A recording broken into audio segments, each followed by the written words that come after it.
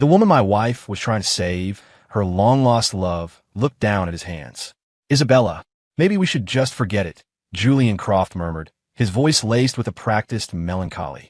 I don't want my illness to come between you two. It's better if I just fade away. Isabella Vance's brow tightened. Leukemia requires a bone marrow transplant. Julian, you know that. Her voice was clipped, efficient, the same tone she used to close billion-dollar deals. There are no matches for you in the registry. The only viable option is a biological match.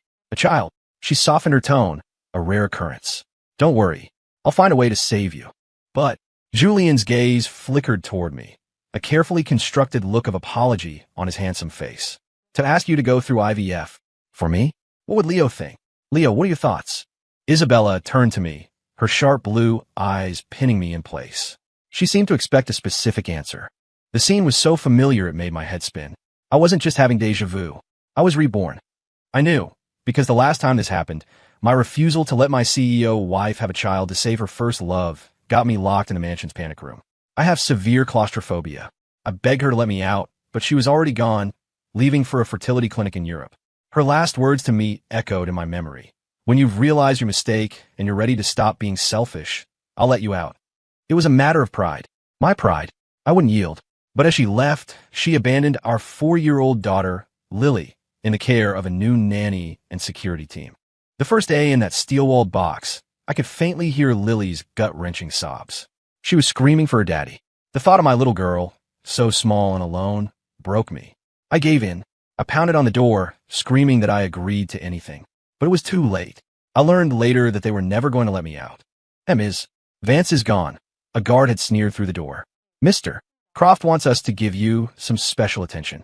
Help you reflect a little. Deeper. The guards weren't Isabella's. They were Julian's. On the second day, I couldn't hear Lily crying anymore. Panic, real and suffocating, clawed at my throat. I screamed her name until my voice was gone. The darkness pressed in. Without food or water, hallucinations began to warp the edges of my reality. On the third day, a shriek from somewhere in the house pierced the silence. The little brat's dead. What do we do? A rough voice answered. Keep your mouth shut. We can't let Miss Vance know. If she asks, we say Leo did it. We'll say we let him out because he was having a breakdown and he killed his own daughter in a fit of rage. With Mr. Croft in her ear, she'll believe it. That's when I finally understood. It was all Julian's plot. His leukemia, a lie. His endgame, my destruction. He and Isabella, one with malice and the other with cold indifference, had murdered my daughter, my sweet Lily. The thought shattered the last of my sanity, and as my claustrophobia consumed me, I died with a heart full of hate. The memory was still a raw, open wound, but this time I wouldn't let it happen. Leo, Isabella's voice, sharp with impatience, pulled me back. I'm talking to you. Do you agree? To me having a child via IVF to help Julian? I snapped out of my trance, my eyes darting around the cavernous living room, searching. There, hiding between the posts of the grand staircase on the second floor, a tiny head peeked out. Lily. A wave of relief washed over me, so powerful it almost buckled my knees. She was safe. I turned back to Isabella, my expression carefully neutral. A baby is a big decision, I said, my voice eerily calm. It's your body. It's your call. I don't have an opinion. To my astonishment, my compliance didn't appease her. It made her furious. Leo. Isabella's face was a mask of cold fury. Your wife is proposing to have a child for another man. How can you have no opinion? What the hell? This wasn't how it was supposed to go. Last time, my opposition was the problem. Now, my agreement was? Was she just looking for an excuse to lock me away again? A cold sweat prickled my skin. No, not again. I couldn't let her find a reason. You tell me what to do, I said carefully, choosing my words as if navigating a minefield. I'll support whatever you think is best. She stared at me, her eyes narrowed, searching my face for any hint of deception. I was lying through my teeth, of course, but I couldn't let her see it. I couldn't die again. Not like that. The silence stretched, thick and heavy. Finally, she seemed to accept my answer, though her expression remained stormy. She turned to Julian. Julian, about the IVF. I can find a surrogate, she said coolly. Money isn't an issue. I'll cover everything. Then, she glanced at me, a flicker of something unreadable in her eyes. Julian and I grew up together. I can't just stand by and watch him die. Julian's face clouded over for a split second before he rearranged it into a mask of profound gratitude. Thank you, Isabella. Thank you. That's the best way. You won't have to suffer, and Leo won't be upset. As soon as I'm better, I swear I'll work my fingers to the bone to pay you back. Don't worry about it, Isabella said, waving a dismissive hand. Consider it my way of repaying you for saving my life all those years ago. He'd save her life? That was news to me. And Isabella's attitude. It was completely different from last time. Was this all an act for my benefit? It had to be. No matter what, my plan remained the same. Get Lily and get the hell out of here. Lily's birthday is tomorrow, Isabella said, turning to me, her expression suddenly softening into something resembling hope. Let's take her to the amusement park. The three of us. I felt a jolt. Reborn Isabella was a different person. Last time, she barely acknowledged my existence, let alone her own daughters. She would never change. Her heart belonged to Julian. What was this new performance for? Oh, Andy. A tiny, hesitant voice drifted down from the stairs. It was Lily. Are you really going to take me to the amusement park? A flash of pain crossed Isabella's face, but she forced a smile. Of course, sweetie. I'm your mother. Of course I'm going to spend your birthday with you. Mom. Lily whispered the word, her small lips trembling, her big eyes filled with tears, her face a canvas of pure disbelief. For years, Isabella had forbidden Lily from calling her mom. I knew how desperately my daughter longed to say that word. Isabella smiled and took a step forward, her arms open to embrace her. Isabella, don't. I moved instinctively, blocking her path, my body a shield in front of my daughter. Lily immediately clung to my leg, hiding behind me. Leo, Isabella's expression was a mixture of confusion and hurt. I just want to hug her. Hearing her call me by my name, not the cold, formal Leo Miller she usually used, sent a tremor through me. In my previous life, I never heard her say my name with such softness. If I hadn't died such a brutal death, I might have actually believed she meant it. Daddy, Lily looked up at me, her eyes wide with a fragile hope. Is what Annie said true? Lily, I'm your mother. Isabella cut in before I could answer, her voice strained. Why do you call me Annie? I laughed a cold, bitter sound. Weren't you the one who made the rules, Isabella? I'm not to be called your husband in public, and Lily is not to be called your daughter. I remembered when Lily was just learning to talk, and the first word she'd uttered was a gleeful mama. Isabella's reaction? She'd had the nanny lock our daughter in her room until she cried herself into a dead faint. I come home just in time to find her. If I'd been any later, Lily would have died then and there. And Miss Vance. Lily choked back her tears and suddenly dropped to her knees on the polished marble floor, a gesture so foreign and desperate it tore my heart out. I'm sorry. I shouldn't have called you Mom. I was wrong. Please don't punish me. Seeing her like that, my hatred for Isabella burned hotter than ever. What kind of monster terrifies her own child into such a state? She was Lily's mother, for God's sake. Isabella's face went white. Her lips moved, but no words came out. She reached for Lily again, but my daughter flinched away, pressing herself tighter against me. Isabella's hands froze in midair. She looked at me, her eyes pleading for help. I ignored her. I scooped Lily into my arms, holding her tight.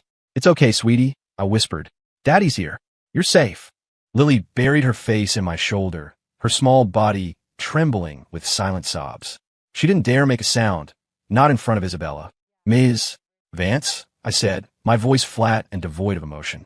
Thank you for remembering Lily's birthday. But you have that important project meeting tomorrow. We won't trouble you. I can push the meeting, she said, her voice desperate. A strange feeling washed over me. This Isabella truly was different. But it didn't matter. The years of cruelty and neglect couldn't be erased. The fact remained, she didn't love us. Daddy, Lily whispered, tugging on my shirt collar after a moment. Will she really come with us tomorrow? I will. Isabella jumped in before I could reply. No matter what, I will be there for my daughter's birthday. Looking at the flicker of genuine joy on Lily's face, I relented. Fine. We'd appreciate that, Ms. Vance. Lily's one wish was to have her mother with her, just once. I couldn't deny her that. Isabella's tense shoulders finally relaxed. Her mood seemed to lift instantly.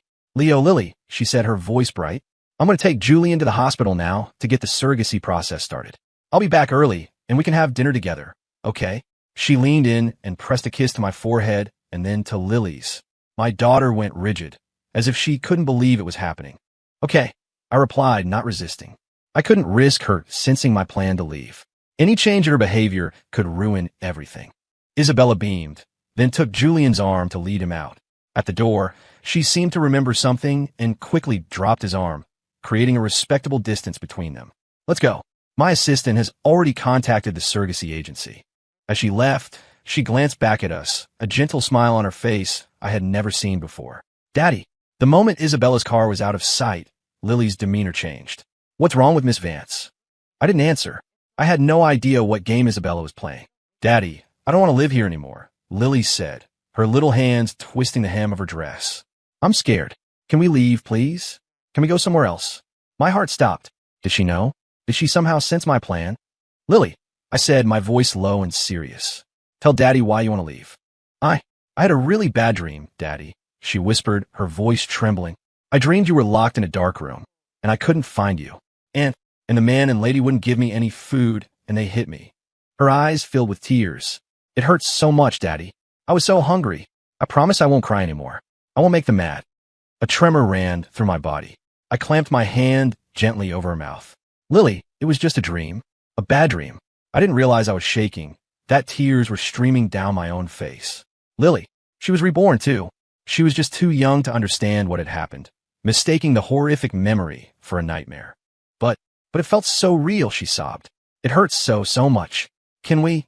Yes, I interrupted, pulling her into a fierce hug. We're leaving. Right now. I carried her upstairs, and we started packing. We didn't have much. Everything fit into 2 suitcases. I grabbed our IDs, birth certificates, and a single bank card in my name. Everything else, all the empty trappings of this life, I threw into trash bags. Whatever game Isabella was playing, it didn't matter. We had to escape this hell. And one last thing. I grabbed the divorce papers she'd had her lawyer draft 5 years ago. She had made me sign them back then, telling me that if the day ever came when she wanted out, I was to accept it without question. It was finally proving useful. She was about to get exactly what she wanted. Mr. Miller? Where are you going? The housekeeper, Maria, intercepted us as we headed for the door with our suitcases. Oh, Julian is staying the night for some preliminary checkups. He needs quiet. I lied smoothly. Lily and I are just going to crash at the old apartment for a night so we don't disturb him. Hearing Julian's name, Maria nodded without suspicion. She shook her head and muttered under her breath. I don't know what the madam is thinking, ignoring a good man and a sweet little girl like you for that. That Mr. Croft. She turned and went back to the kitchen. Lily and I exchanged a quick glance, a silent sigh of relief. Stepping out the grand gates, I looked back one last time at the house I had called home for 5 years. My mind flooded with memories. I'd met Isabella in a small jazz club downtown. I was singing there part-time, just to keep my mind off Chloe. Isabella was always there alone, a storm cloud of a woman in designer clothes, drinking high-end whiskey like it was water. She'd request song after song, but never seemed to listen, her eyes fixed on her glass. After a few nights of this, I went over to her table during my break. She looked up, and I was struck by the profound loneliness in her eyes. I apologized for intruding. Don't be, she'd said, a rare, stunning smile gracing her lips. Stay, have a drink. We drank until closing. Then she grabbed my hand, her grip surprisingly strong. Will you marry me? She'd asked, her voice a strange mix of command and desperation. I'll be good to you, I promise. Her boldness captivated me. The next day, we were at City Hall. A month later, she was pregnant. I quit my singing gig to be a stay-at-home dad. It was only after we were married that I found out the truth. She'd married me on a whim, in a fit of pique because her great love, Julian Croft, had posted on Facebook that he was getting married. I was just a pawn in her game. I'd suggested divorce. But by then she knew she was pregnant with Lily. After our daughter was born, I never brought it up again. Until Julian came back to the States, divorced and supposedly sick. She spent a month with him, not even coming home. That's when I demanded a divorce. Her response was to double down, to propose this insane IVF scheme. When I refused, she killed us. The memories were like shards of glass in my soul. But this time was different. This time Lily and I were free. Goodbye, Isabella. I hope for your sake you're smart enough to leave us alone. I didn't call an Uber. I flagged down a yellow cab. You heading to Clay County, Ohio? I asked the driver. The cabbie chuckled. You kidding me, pal? That's like 1,000 miles away. I'm serious, I said, my voice steady. Name your price. He sized me and Lily up, then made a quick call to his wife to tell her he'd be gone for a while. All right, look, on the meter, it's going to be a fortune. How about a flat rate? Flat rate is good, I said, anxious to get moving. If Isabella came home and found us gone, she'd have the entire city locked down. Her possessiveness wouldn't allow us to just disappear. It's about $3,000 in gas and tolls, plus I got to drive back empty. Call it 5,000. I'll give you 10, I said, pulling out my phone and showing him the Venmo transfer screen. But I need you to do one thing for me. I explained that I needed him to swap cars once we got near the airport. The driver's eyes narrowed with suspicion. Hey man, I ain't no kidnapper's taxi service. I'm not a kidnapper, I sighed. Lily, can you please explain to the nice man? Lily, bless her heart, turned on the charm. Mister, she said in her sweetest voice, this is my daddy. My mommy doesn't want us to go visit my grandma, so we're pretending to go on a trip. If we switch cars, she can't track us, and she won't be mad. The driver still looked skeptical, so I pulled out my wallet and showed him my ID and Lily's birth certificate. Hey, your wife's name is Isabella Vance, he said, surprised. Same name as that big shot CEO of Vance Industries. I just smiled. All right, I got you, he said, his suspicion finally easing. My wife can meet us with our family car on a service road by the airport. Hop in, kiddo. Let's hit the road. BZZZT. My phone vibrated. A new iMessage. It was Isabella. Audio message. Leo, I'm all done here. I'm on my way home. I didn't block her. I simply logged out of my Apple ID, powered down the phone, and popped out the SIM card. I held it between my fingers for a second before flicking it out the window. Goodbye, New York City. Just as promised, we pulled onto a quiet, unmonitored service road near LaGuardia. A black sedan was waiting, its flashers blinking. After a quick switch, we were on our way west to Clay County, Ohio. The scenery changed from concrete towers to rolling green hills, and Lily watched, mesmerized, out the window. After a grueling 24 hours on the road, we arrived. I bought a beat-up pickup truck for a few $100s and drove us the last few miles to my old family home. Seeing the small, weathered farmhouse, clean and tidy despite being empty for years, brought a lump to my throat. After my parents passed, I'd left for the city, assuming the place would fall into ruin. Someone had been taking care of it. The old neighbors greeted me with warm smiles and open arms, their kindness a balm on my wounded soul. They all gushed over how polite and sweet Lily was. I wasn't worried about Isabella finding us. She never knew this place existed. But just in case, I went to the county courthouse. I filed to have her legal records sealed and applied for a name change for both of us. I was going to erase Leo and Lily Miller from the face of the earth. 10 days later, it was official. I was now Adam Cole. A simple, strong name. For Lily, I chose Stella. Stella Cole. A star, a new light for our new life. A month later, we were settled in the renovated farmhouse. I dropped Stella at the local preschool, then spent my days writing code for freelance projects and tending to the small vegetable garden I planted. Life was quiet, peaceful. Then one afternoon, while I was out in the garden, an unexpected visitor arrived. Adam, your old lady's here. My childhood friend, Dave, came running out to the garden, out of breath and frantic. My wife. My blood ran cold. Isabella. She'd found us. Forgetting the half-water tomatoes, I sprinted past a bewildered Dave, my heart pounding against my ribs. I ran straight to the preschool. I saw Stella through the window, playing with other kids, and the knot in my chest loosened. She was safe. When school let out, I grabbed her hand, intending to pack up and run again. But it was too late. Dave had brought the visitor right to the school's gate. When I saw who it was, I froze. The words caught in my throat. Man, Adam, what's with you? Dave grumbled. You run like a bat out of hell. Your wife's been waiting for ages. I ignored him, my gaze fixed on her. How'd she find this place? Are you okay? She asked, a gentle smile playing on her lips, the same smile that could light up a room. The joy of seeing me again was written all over her beautiful face. Dude, what is your problem? Dave elbowed me, lowering his voice. This wife of yours, man, she's not just gorgeous, she's a saint. For the past few years, she's the one who's been cleaning up your parents' place. Every time she comes, she brings gifts to the whole town. He nudged me again. You really made it, buddy. See that new paved road? She said you paid for it. The new wing on the elementary school? Your donation, she said. Dave's words hit me like a physical blow.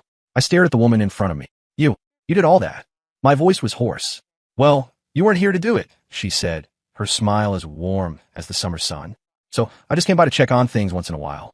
I never thought I'd actually find you here. It was her, Chloe Reed, my college girlfriend, my first love. Daddy, who is this pretty lady?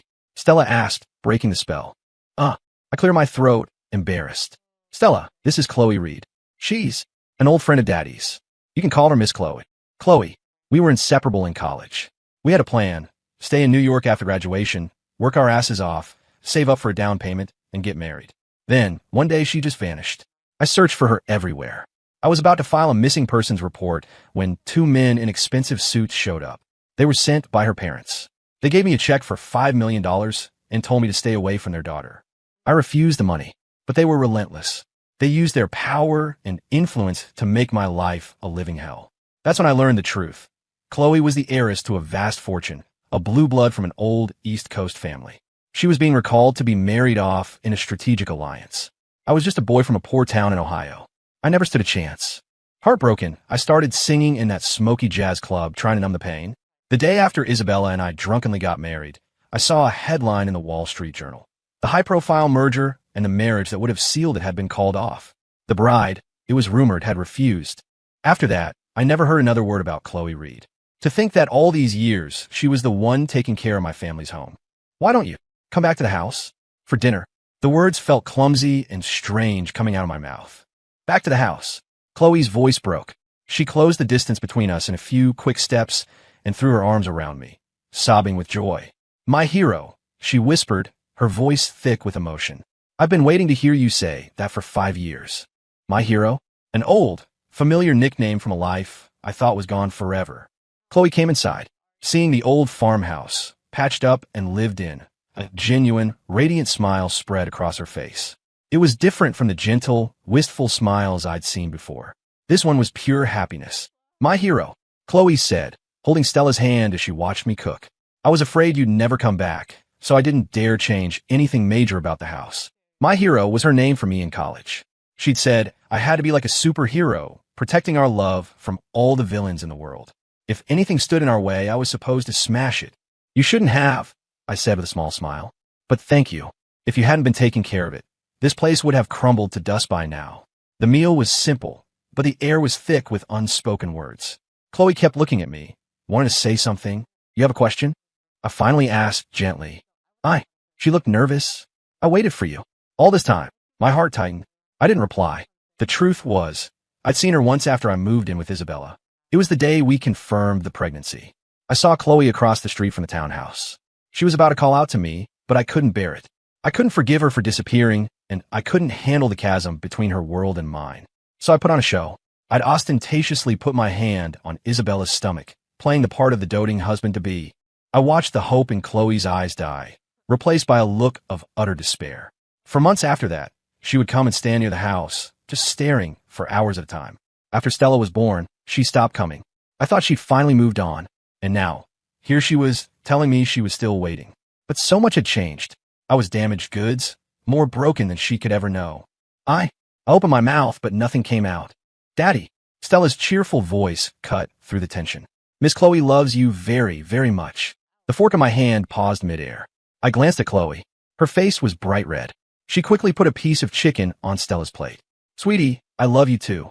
Eat up, okay? Okay. Stella nodded enthusiastically. You should try harder, Miss Chloe. I chuckled.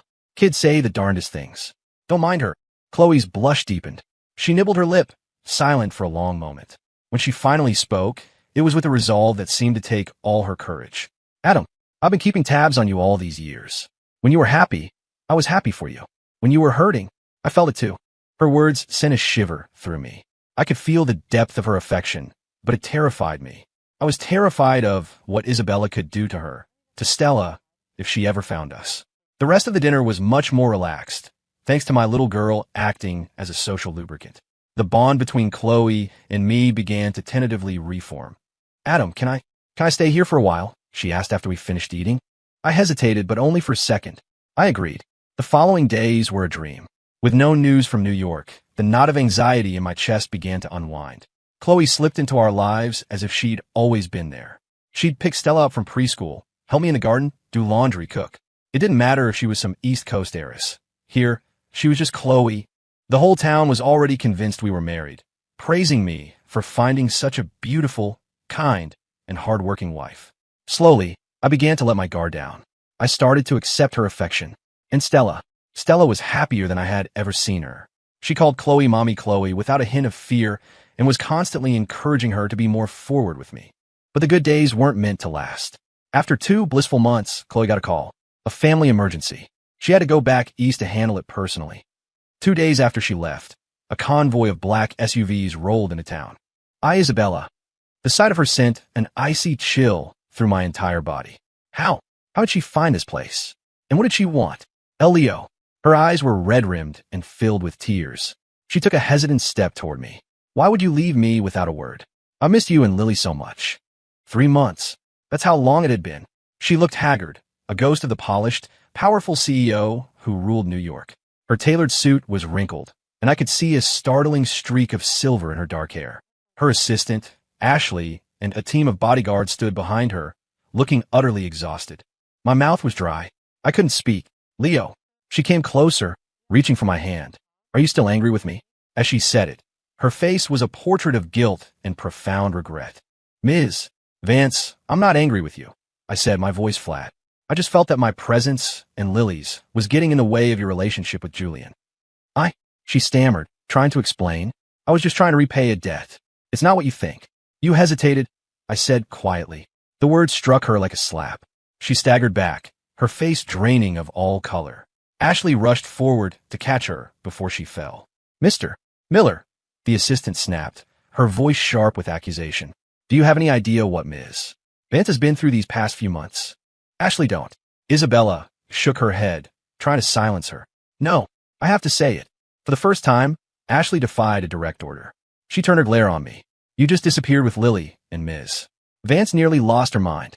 She turned New York upside down looking for you. She hired investigators to search the entire country. Have you seen her? She hasn't slept. She barely eats. Her hair is turning gray from stress.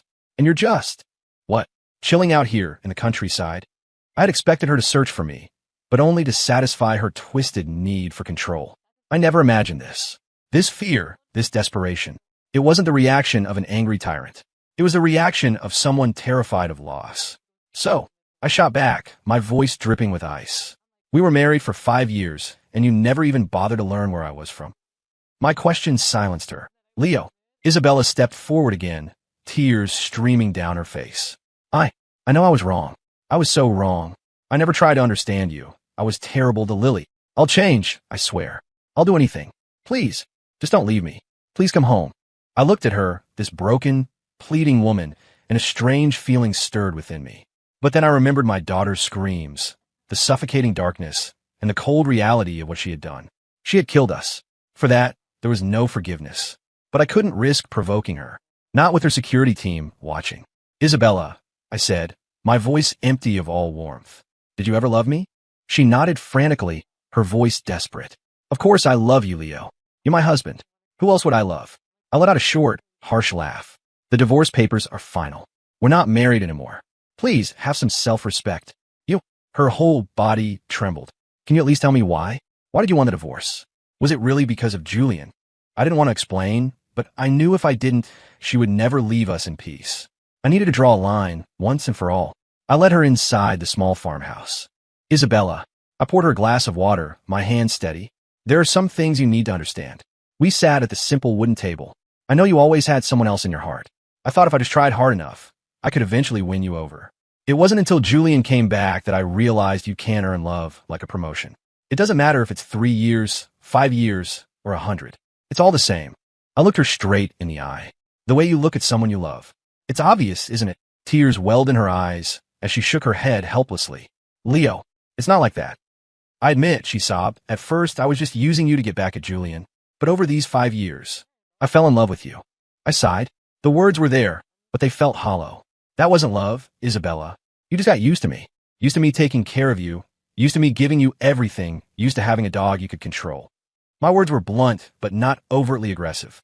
I was still keenly aware of the men waiting outside. No, that's not it, she protested desperately. I know. You left because of Julian, didn't you? You were jealous. I understand. Look, I've already cut all ties with him. I swear. Can we please just go home now? I was genuinely surprised. She'd cut ties with Julian? The Isabella from my past life would have sooner cut off her own arm. How many times do I have to say it? I said, my voice rising with frustration. The problem between us was never Julian. It was you. You don't love me, and you don't love our daughter. So why aren't you happy that we're divorced? This is what you always wanted. Her face went chalk white. The tears flowed freely now, her voice a choked whisper. It's not. The moment I saw those signed divorce papers, my world fell apart. Every day has been agony. When we first got married, I was too proud. I was harsh with you, arrogant. I thought that was how I could get your attention. And when Lily was born, I was a mother for the first time. I didn't know how to love her. I was scared, so I ran away from it. She took a shuddering breath. But I never meant for it to be like this. I regret it so much. I regret hurting you and Lily. Leo, please forgive me. Please take Lily and come home. I'll spend the rest of my life making it up to you. Her confession plunged me into a state of deep confusion.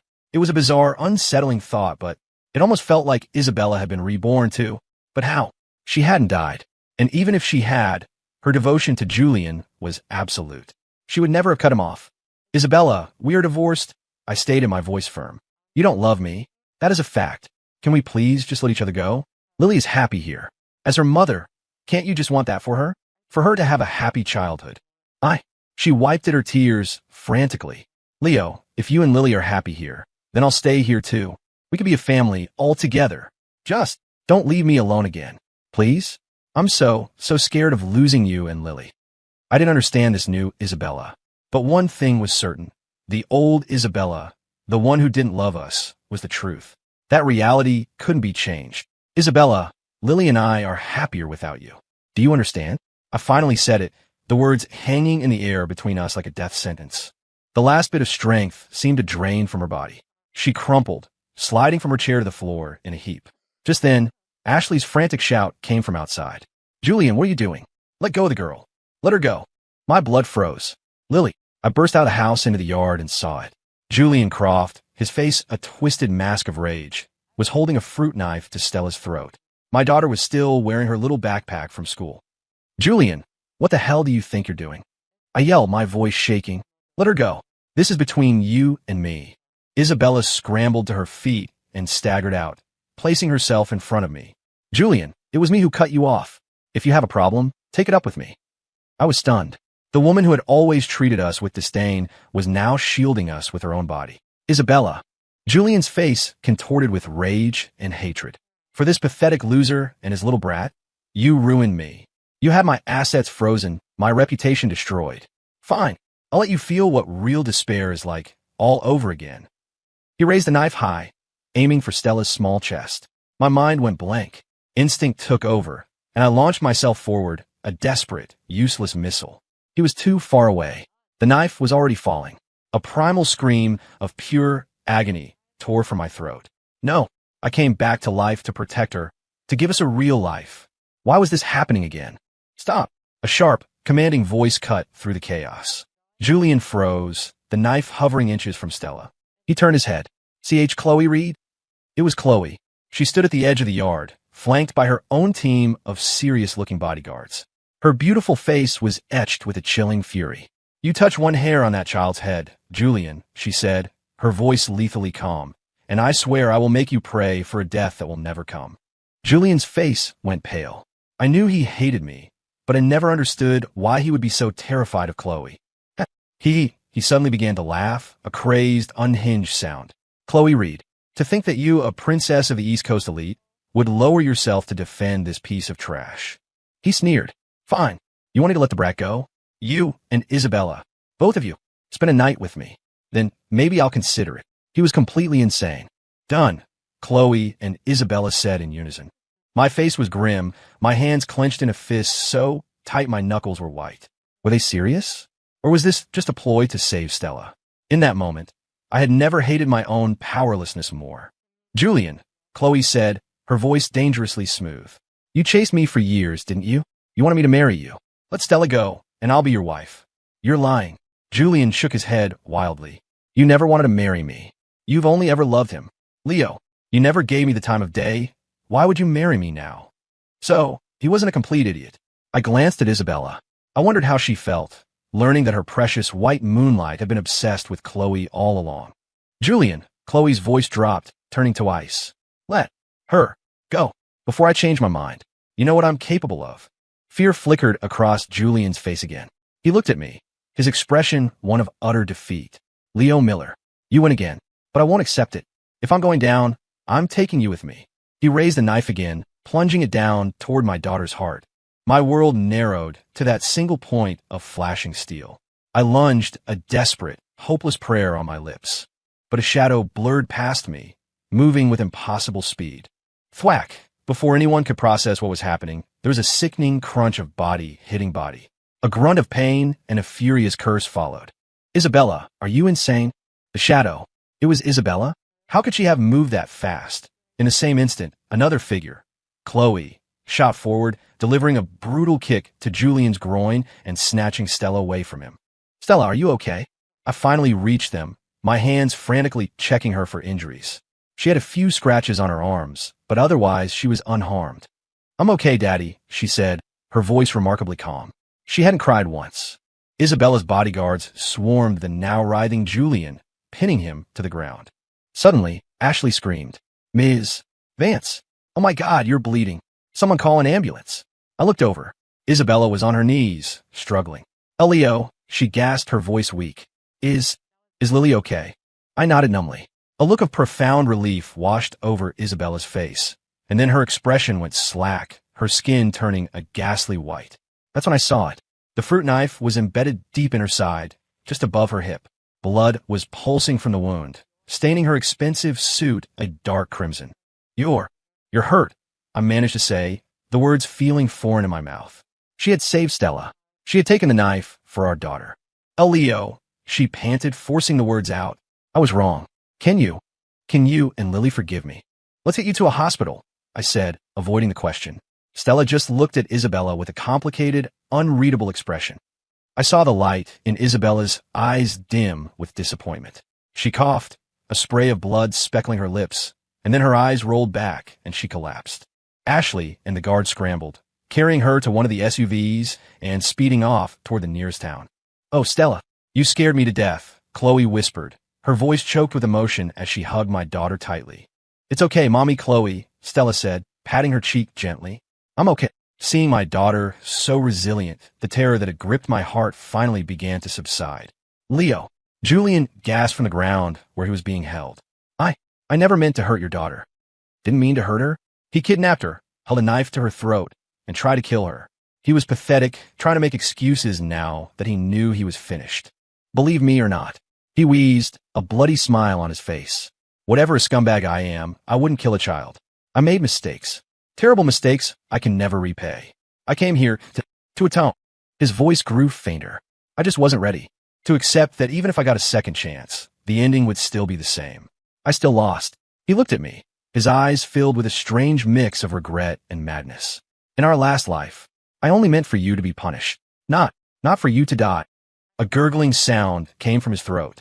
Leo, Lily, I'm sorry. His head lolled to the side. A trickle of black blood oozed from the corner of his mouth. Julian Croft was dead. He got off easy, Chloe said, her face a cold, hard mask. Then she turned, her expression softening as she scooped Stella into her arms. Stella, honey, let's get you to the clinic for a checkup. Okay, Stella nodded, then added, Daddy has to come too. A family should stick together. A blush crept up Chloe's neck as she looked at me, her eyes full of hope. I smiled, stepped forward, and took Stella from her arms. Chloe naturally looped her arm through mine. Are you all right? She asked softly. I shook my head. How did you know to come back? Chloe looked away, hesitating. I went back east to find Julian, she finally admitted. But he'd already disappeared.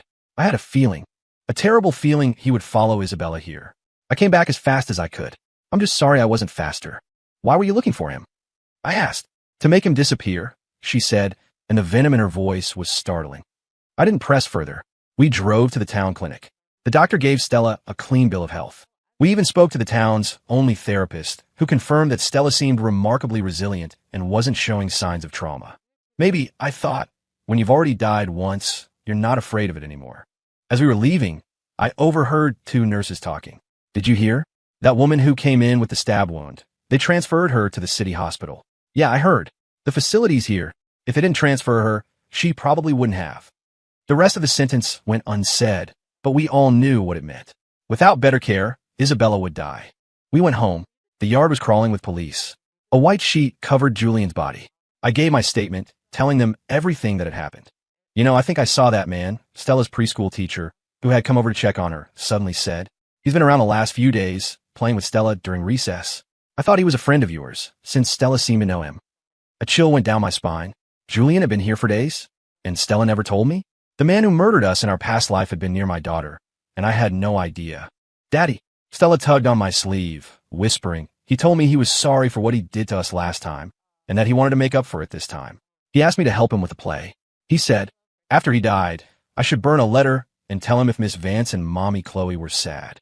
I didn't know if they were sad, but I knew I hated Julian Croft with every fiber of my being. Death was too good for him. Adam, Chloe said, taking my hand. Her voice was quiet. In our last life, after you were gone, Isabella and I cut the flesh from Julian's bones, piece by piece. Her words stunned me into silence. You know about the last life, too? I stared at her, my mind reeling. Ow, I came looking for you, she said, her expression pained. She then filled in the missing pieces. After she learned of my death and Lily's, Isabella had gone on a rampage. She had found Julian and tortured him. Chloe had found them, and together they had enacted a gruesome revenge before taking their own lives. So we were all reborn. Not just me and Stella. Isabella, Chloe, Julian. All of us. That explained everything. Isabella's a sudden remorse.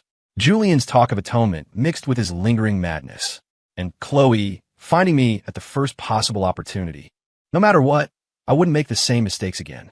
I knew Chloe loved me, but the wounds from my past life were still too raw.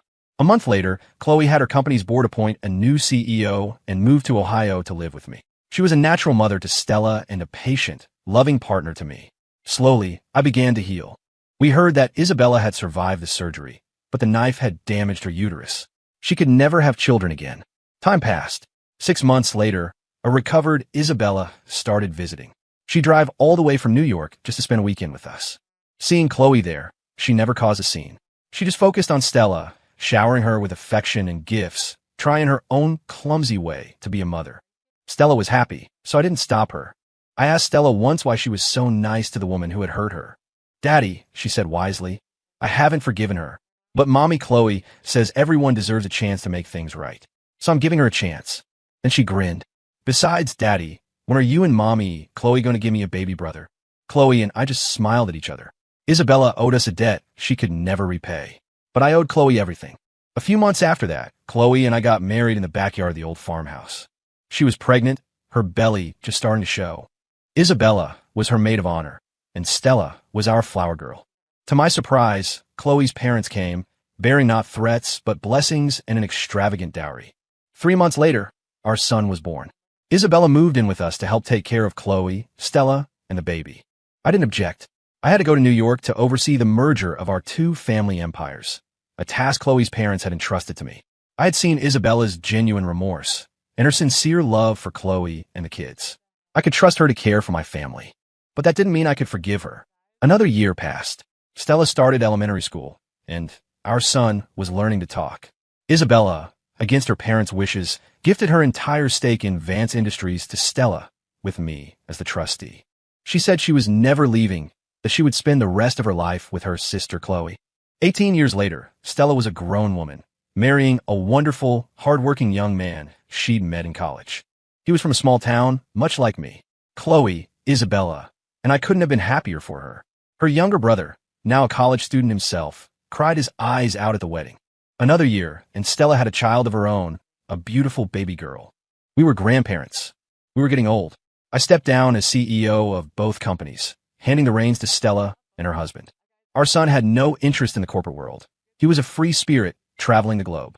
He'd somehow managed to fall in love with and marry the only daughter of a tech billionaire, so we never had to worry about him. Time sped up. We were approaching 60. Isabella's old wound, combined with the stress of her past life, had taken its toll. Her health declined rapidly. She was the first of us to go. She died peacefully in her sleep. While sorting through her things, Chloe and I found her journals. Page after page was filled with her elegant script. She wrote of her guilt, of the moment she found out Lily and I were dead, and finally understood the depth of her love for us. She claimed she only ever wanted to help Julian, never imagining her actions would lead to our deaths. It was that realization that fueled her brutal revenge. She wrote about her life with us, the sadness and envy she sometimes felt, but mostly the overwhelming happiness of being part of our family. On the last page, she'd written, "Leo, I failed you in our last life. It's a debt I know I can never repay in this one. Thank you for giving me the chance to be near you and Stella, to watch our children grow up.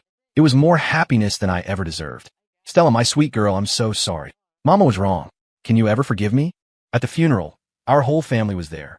Stella placed a single white lily on the casket. I forgive you, Mom, she whispered. I said nothing. I took Chloe's hand, and we turned to leave. We had a world to see. In this life, I would never forgive Isabella Vance, but I would let her rest in peace.